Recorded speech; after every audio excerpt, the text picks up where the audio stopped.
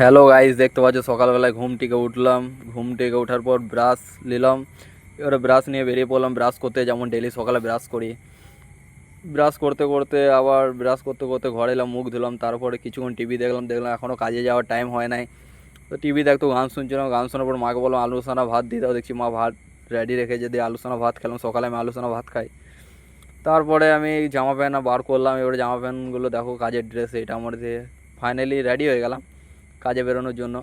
তারপরে দেখো বেরিয়ে গেলাম, তুললো ঝোলা চললো ভোলা। তারপরে এইটা আমার বাইকের অবস্থা খারাপ, ওইটাই দেখছি পুরো কাদা কাদা হয়ে গিয়েছে। তারপরে ফাইনালি আমি কাজের সাইডে পৌঁছে গেলাম।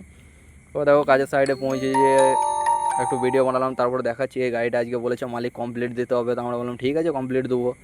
তো কাজে লেগে পড়লাম লাস্টে। তারপরে দেখছি বৃষ্টি নেমে গেল হঠাৎ। বৃষ্টি পড়তে পড়তে খেতে বসলাম, তো খেয়ে দিয়ে দেখছি বৃষ্টি পড়ছে। তারপরে খেয়ে দিয়ে শুয়ে পড়লাম,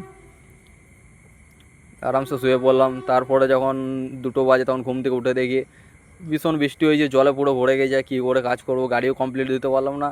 দেখতে পাচ্ছ এত বৃষ্টি, মানে পুরো আমাদের লেদ ডুবে গেছে। গ্যারেজটা, যে গ্যারেজে কাজ করি আমি আর কি, তো দেখো তোমাদেরকে দেখাচ্ছি। পুরো দেখো জলে ডুবে গেছে, গাড়ি কমপ্লিট দিতে পারিনি।